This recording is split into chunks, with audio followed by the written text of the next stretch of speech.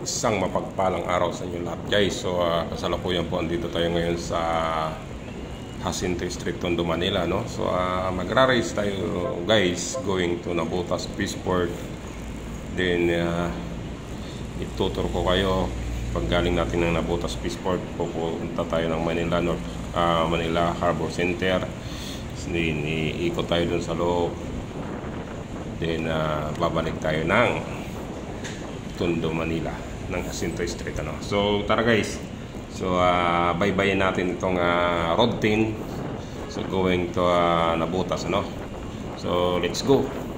So yan nga guys, kasalukuyan na tayong tumatakbo going to Navotas Peaceport. Yan guys. So mga pa lang naman to guys, mga 5 to 10 minutes away from home lang ito ang Navotas Peaceport. So medyo malapit lang. So yung mapapansin nyo guys yan, so karamihan talagang makakasabay mo dito sa area na to is malalaking sasakyan, no? So malalaking sasakyan, mga makasabayan mo dito, mga trailer, mga container van na di 40, so malalaking truck, mga dump truck. So kaya minsan nakakailang, pero ingat lang talaga sa pagmamaneho guys, lalo motorsiklo nga ang gamit natin. So yan, kung mapapansin nyo yan guys, so dito na tayo sa may approaching tayo dito sa may former Smoky Mountain, ano, ng Manila. At kung mapapansin nyo dito sa may lips, yan sa right side ko, yan ay Smoky Mountain dati. Yan guys, parang bundok na yan. Tapos nandito sa left side natin, nakikita nyo dyan, napapansin nyo may kino-construction. Yan, o. So gagawin niya, no, may mga poste, o. Gagawin na naman yan kasama ng build program yan. Gagawa ng skyway dyan. Okay, so mga 5 years after, makikita muna nyo iba nang anyo nitong area na to, itong sa may routine na to. So yan ginagawa na yan. So at dito sa may pagbaba natin, dito sa may right side natin, nandyan yung entrance, yung papunta sa skyway. Nakikita sa may right side yan, entrance yan papunta sa skyway. So yung mga papuntang north, Inlex, yan, pwede kang umintre dyan kung direkta sa SLEX ang biyahe mo. Yan, connected na yan sa skyway ang daan, ano guys. So napapabilis na talaga, napapansin na talaga ngayon guys, napapabilis na ating transportation, ano. So napakaganda. Nakikita nyo yung yan, yung nakikita yung parang bubong yan. Yan, skyway yan. So kasama yan sa build program talaga. Tapos may kino-construct na naman sila dyan ng mga kikita, tatayo ng poste, no? So nakikita yung unti-unting umuusad, ano, ang progreso ng ating bansa, no guys. So keep growing lang, ika nga. At ito guys, kukurus lang tayo dito. So diretso tayo ng Navotas, ano. So next stoplight niyan is Navotas na yan. So nag-turn left tayo, no. So next stop na yan. Nakita nyo guys yung sasabi ko, yan kino-construct yan. So yan, gagawa sila ng poste dyan. So may gagawin na naman sila dyan kasama ng build program, no guys. Yan. So pag matuloy ngayon construction ng airport sa Bulacan International Airport, so yun, napakalaking bagay yun para sa ating bansa, no? Yan guys. So smooth na takbuhan natin dito guys. So we need to run fast, ano. So malapit lang naman. Saka hindi talaga ako papatakbo ng mabilis guys. So wala naman tayong hinahabol, ano, para tumakbo. Wala naman tayong tinatakasan para takbuhan. So takbong pugi lang tayo. Sa ganun ay makarating tayo ng maayos sa ating pupuntahan. So ito yung sinasabi ko, stoplight guys, stoplight. Iyan. Itong kalye na to, pag dinidiretso mo to, tagos na ito ng C4, papunta ng Malabon, papunta ng Caloocan, yan. Diretso na yan kung papunta kang Valenzuela, papunta ka ng south, north. Tagosan na dito. So itong street na to. So dire-diretso na yan. So tayo naman, kakaliwa lang kasi nabutas lang tayo, kakaliwa tayo dito sa stoplight na to. Hintayin lang natin mag-go pakaliwa, no? So kakaliwa tayo para makapasok tayo sa Peaceport. Yan guys. So kung ikutin mo nga lang yung Manila, parang napakaliit lang, ano.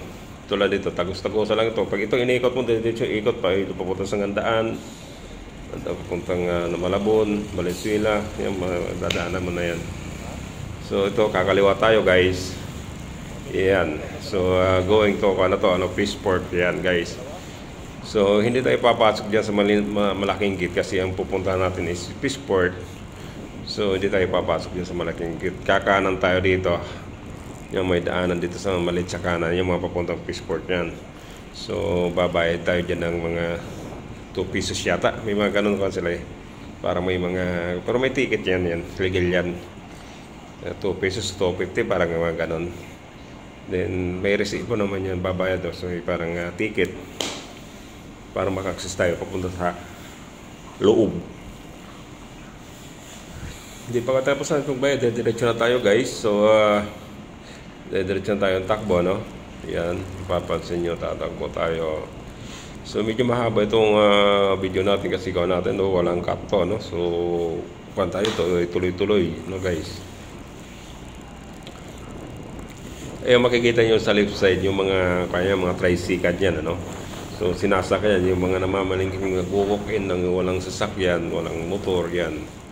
So palabas, kailangan mabigat ang dala o papasok ka. So dyan sa bungad mayroon yan ng mga tricycle na pwede mong akilahin o pwede mo sakyan, no guys. Tulad yan na nakasalubong natin. Mga ganyan mga tricycle na dyan may mga bubong yan guys. So mga nakapamili ng walang sasakyan, pwede kang gumamit yan. Pwede kang sumakay dyan. So tayo naman kasi ay mag-motor, no? So ang kasama nga pala natin ngayon ay si Mio, no? Si Mio 125. So yan ang kasama natin ngayon, pamalingke, no guys. So minsan kasi kasama natin si Click, minsan si PCX, minsan si SCR, no. So sa ngayon ang dala natin is si Mio, no. So dadalhin na sana namin ng PCX, kaso napagtanto namin na pag marami kami ng pamili sana namin lalagay. Mas walang carrier, no? Mas maganda pa si Click o di kaya ito si Mio. May lalagay natin dito sa harapan, no? Kahit mga 7 kilos kasya dyan sa harapan, ano? Si Big 6 kasi wala eh. Yan. So diretso lang tayo. Diretso lang yan. Approaching tayo, malapit tayo guys. So turn left lang tayo dito sa area to. Dahan-dahan lang tayo dito kasi maputik, ano? Medyo maputik, lalo yun dahil sa may unahan, puro putik talaga yan. So konting pagkakamali ng motor mo dyan, pupunahan na ka dyan. Mabuti kung mabango, mababagsak ka mo, sobrang baho yan kasi nga putik yan guys. So tingnan mo yan, no? Maputik yan guys, dahan-dahan lang. Turn slowly, ka nga yan. Mahirap na yan, dumi ng kanya, putik. So diretso lang tayo dyan. So pasensya na kayo guys, ano, kasi ituturo ko kayo dito sa loob ng Peaceport mula doon sa pinanggalingan namin kung paano namin na-reach sa Peaceport hanggang dito sa loob ng Peaceport hanggang sa pag-uwi. Kasama namin kayo guys, okay? So kung bago lang kayo sa channel ko guys, pa-follow naman, no guys. Din pa-like and share na rin ng ating mga videos, ano guys, bilang support na lang yan guys. So ako kasi dito lang ako sa Tondo, Manila, no? Sa Tondo, Bitas, Tondo lang ako. So malapit lang ako dito talaga sa Peaceport, away from 5 to 10 minutes lang riding a motorcycle. Mara-reach mo na itong Nabutas Peaceport yun guys. So malapit na kayo guys. Kung naabot mo na itong video na to, paki-comment naman guys kung taga saan kayo para malaman ko kung hanggang saan naabot ang video ko na to. So yan, nandito na tayo sa loob ng Peaceport. Ito ang kaganapan dito sa loob, ano? So medyo tanghali na kami pumunta dito guys, almost 12 PM. So 12 ng tanghali. So speak ko na kukunti na lang is dong madadat na namin dito. Kasi kung gusto mo talaga makapamili na maganda dito, punta ka maaga pa lang. Marami talang nakalatag na isda dito. So mapapansin nyo guys, ang iba nakaligpit na, kukunti na lang yung mga nakalatag. Yung iba dyan yung magpapaubos na lang. So kung sa ika nga, kukunti na lang mapagpipilian natin. Pero nakabili pa rin naman tayo dito guys ng iilan. At kahit pa paano, hindi ka rin masisiro. Makakabili ka pa rin talaga. So may mapagpipilian at mapagpipilian ka pa rin talaga. Kung gusto mo ng mga durabling isda, may malalaking isda dyan. Yan, may mga lapu-lapu, maya-maya. Kung gusto mo maliit, may matulingan. Yan, may hipo, nalimasag. Yan, yung boss ko yan. Nasa una naka-jacket na ito yung boss ko yan. Yung aking boss, ako ay driver lamang dito. So, yan, ikot tayo ng konti dito guys. Yan, makita yung mga hipon naman yan, mga paninda dyan. Doon sa unahan yun, malalaking isda yun nandun. At makikita nyo naman, malayo pala, naglalakihan na nga mga isda. Yung mga lapu-lapu, kulay pula, lapu-lapu yan. Pulang lapu-lapu, tapos yun may maya-maya, yan, maya-maya kulay pula din. May pakul, lapu-lapu. Yan guys, yung lapu-lapu niya, iba't ibang size. So magkakaibang size, magkakabila din yung presyo, no? So nakabili nga tayo ng ilang kilo lang dito guys. Then hindi ko na nakuha ng video yung binili ko, ano. So pero natin makabili ng ating ulamin, biyahe na naman tayo. So mamaya na lang pagdating ko sa bahay, sa ako na ipapakita yung mga napamili namin, ano guys. So ito guys, so tumatakbo ulit tayo. Going back, ano. Palabas na tayo ng Freeport area. So babalik tayo ng Road 10, din dadaan tayo sa Manila North Harbor. Ano? Babalik tayo ng Manila North Harbor. Ay, dadaan pala. So ito, palabas muna tayo ng Nabotas Fishport, no? So ibang dadaanan natin dito kasi ibang way ng exit dito, no? So kakaliwa na tayo dito, ay kakanan na pala. Yan, itong way ng going exit, no? Pa-exit sa loob ng Fishport area. Yan, daan-daan tayo dito. Yan, medyo daan-daan kasi medyo maraming debris, no? Yung maliliit na bato, delikado din sa motor yan. Isang pagkakamali mo lang yan, pwede kang self-accident, pwede kang sumimplang, ano guys. Ayan. So along the way, madadaanan natin dito ang Petron, ano? Nabotas Petron na kung ito, parang stockyard, no? Petron stockyard. So makikita natin itong malalaking tangke nila, no? So nadadaanan natin. So may mga area, no? Baha, no? Papansin nyo naman guys, baha yung area dinaanan natin. So diretso lang to. Ito ay exit palabas ng Fishport, no? Di pa natin na-reach ang kung ito yung Road 10, ano? Yan guys. So takbong pugi lang tayo guys. Hindi natin kailangan na tumakbo ng mabilisan kasi wala naman tayong hinahabol dito at hindi naman tayo nakikipagkarera. So ito ang sinasabi ko guys. So kakanan na tayo dito. Yan. Dadaanan tayo na police station. Iba kasi ang way ng exit, ibang way ng entrance dito sa Harbor, ay sa Fishport, no? So yung dinaanan natin kanina papasok, hindi na natin dadaanan yung palabas. So iba ng way natin, no?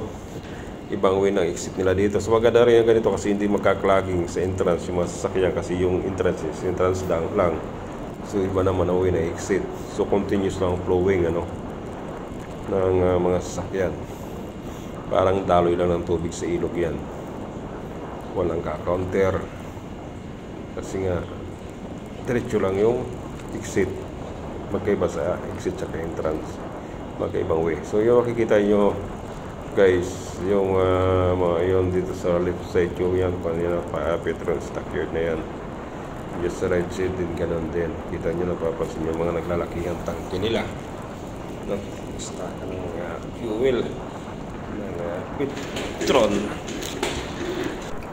Yan guys, mapapansin nyo din yung mga tank truck nila yung nakapark sa gilid guys. So approaching na tayo dito sa exit, ano? Sa exit, paglabas natin dito is nakabalik tayo sa road 10 na ulit, ano.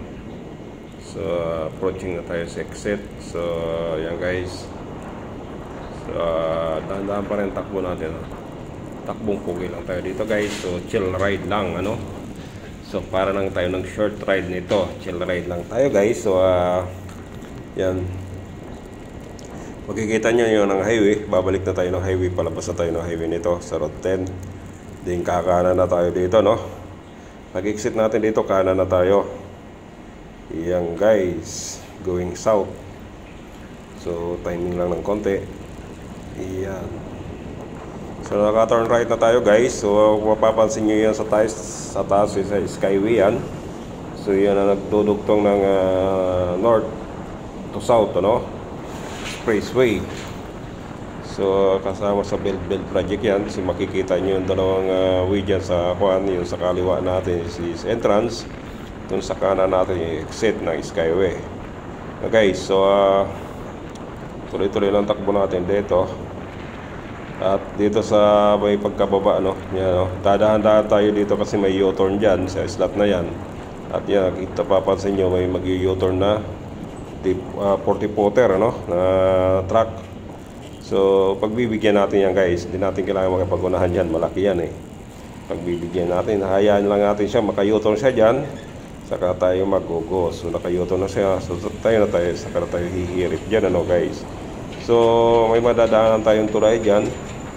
Yan tulay dyan ay pinag-shootingan dati yan ni Coco Martin noon sa probinsya, no. Yan tulay na yan.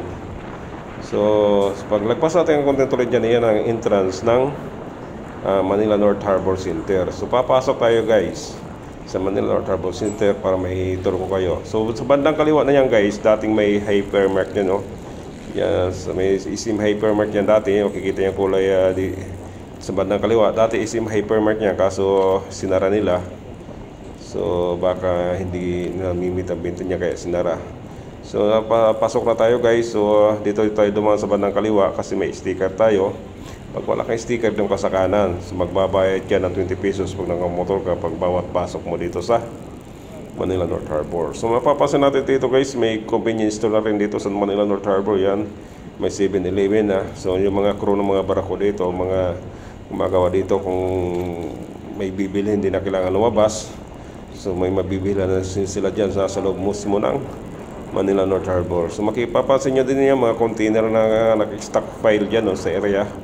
Yan guys, mga stockyard ng container yan. Yan, iikutin natin to ng Manila North Harbor. So bandang kaliwa natin is kanyan, dagat yan.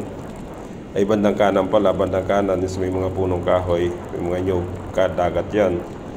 So dito sa bandang kaliwa, mga stockyard ng container yan.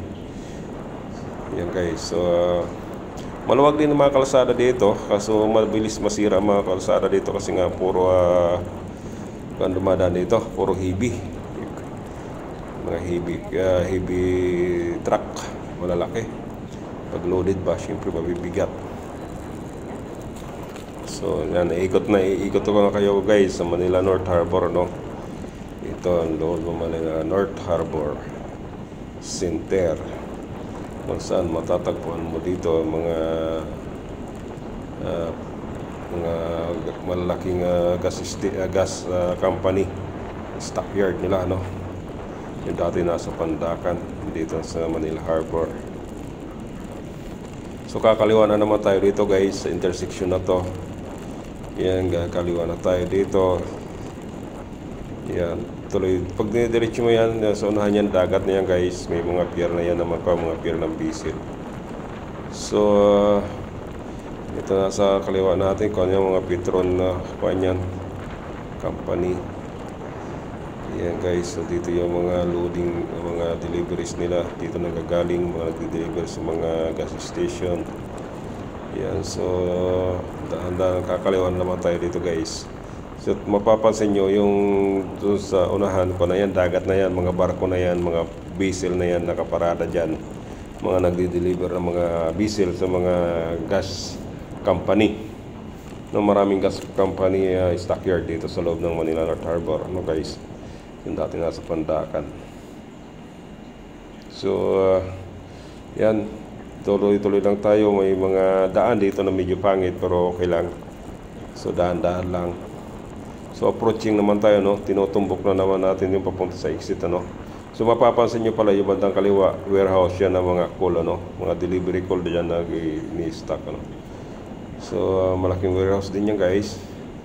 So tutuloy-tuloy lang natin to. Approaching na tayo sa exit ng Manila North Harbor. Pero bago tayo dumating sa exit, madadaanan din natin dito ang Petron Oil blending company, no? Yung blending area ng Petron Oil, no? Dito na biniblend lahat ng klaseng oil ng Petron product. Sa area na to, yan mapapansin sa bandang kaliwa, yan ang blending company o blending warehouse na Petron. Sa bandang kanan naman dagat yan, guys. So yan, palapit na tayo dito sa exit, no? Sa exit ng Manila Harbor Center, North Manila Harbor Center yan, guys. So yan, sasabi ko yung sa unahan yan, guys. Yan dating Manila, yan yung dating Smoky Mountain na 70s pa yata yung naging dating Smoky Mountain, ano, ng Manila. Pero matagal lang sinara yan kasi hindi na nga nangangamoy ngayon yan. So may mga ginawang mga housing ginawa dyan, mga building ginawang pabahay yan, area na yan. So yan pa, dahan tayo palabas na tayo, tapos turn right. So nakabalik na tayo sa road to ulit, guys. Nasa road na ulit tayo. So dahan-dahan ang takbo natin. Tulad na sabi ko lang, takbong pugi lang tayo lagi dito. Nang sa ganon, makarating tayo na maayos sa ating patutunguhan at makarating tayo ng ligtas. So drive safely lang. So advice ko sa ating mga kapwa rider, ingat lang sa pagmamaniho, guys. So sa ride ko na to, na i-tour ko kayo sa Fishport at i-tour ko kayo sa loob ng Manila North Harbor, no? So yan, no, nakikipapansin bandang kaliwa yung under construction na naman yan ng build program natin ng ating bansa natin, no? So may tatayo dyan, lalagyan na ng mga skyway dyan, mga daan na naman yan para iwasan ng mga traffic pagdating ng tamang panahon. So stoplight to. Next stoplight, doon tayo mag-turn left. Yun ay C2 Road. Nung nag-stoplight nito ay C2 Road na yun, yung kapulong, ano, doon tayo kakaliwa. Yan, guys. Tondo area na to. Bandang kanan natin dito, puro pier na yan. Mga North Harbor pier na yan, guys. So maraming sabi nung area to very crowded, no? Kasi nga yung ibang mga galing province, pagdating dito Manila, dito na yan, kung saan na sila tumigil. Minsan nag-i-squat na lang dyan yung kapanahonan yan. Wala ka ng area pwede pag-squatan dito, puro na loaded. So makikita nyo, guys, yung footbridge na yan. Yan ay footbridge sa Kapulong. Sayang nga lang hindi ginagamit ng mga tao kasi mga tao dito pa rin sa baba nakikipagpagtintiro sa mga malalaking sasakyan. Yan, hintayin lang natin na makatawid tayo, no? Hintayin lang natin, guys, na matapos ang flow. At yun nga, guys, so magto-turn left na tayo, no? Yan, nag-turn left na si Kuya, naka-tricycle, turn left tayo, din unang kanto, turn left tayo, no? So unang kanto kasi dyan is Rojas. So papasok tayo ng Rojas. So makabalik na tayo sa ating house. So may nadadaanan tayo maliit na palengke dito. Yan. Yan, papasok tayo dyan sa maliit na kalye na yan. Yan ay Rojas na kano, guys. So medyo build up ang kanya kasi nga may palengking maliit dyan na madadaanan tayo. Okay lang naman, medyo manageable yan, nadadaanan. Yan, guys. So dadaan lang kasi may palengke dyan, so maraming namimili, no? Pero Pasko na to kasi medyo hapon, past 12 na to, kaya hindi nagano. So maga medyo siksikan dyan. Yan, guys. So malapit na tayo, guys. Malapit na tayo sa bahay. Pagdating sa bahay, doon ko na papakita ang aking mga napamili sa Nabotas Fishport, ano? So approaching na tayo sa house. Yan, may dadaanan tayo, nagtitinda ng saging si ate. So dito na ng area ko guys, malapit ako dito sa may palengke ng Rojas ano. So yun guys, nandito na ako sa bahay. So ito akin ng mga nakapamili. Tadan! Yan guys, iba't ibang klaseng isda no. Yan, konti lang yan guys. So yan lang natin na mapamili sa medyo hapon na kasi tayo pumunta sa Peace Port. So yun lang guys, maraming salamat sa inyong panonood. Thank you for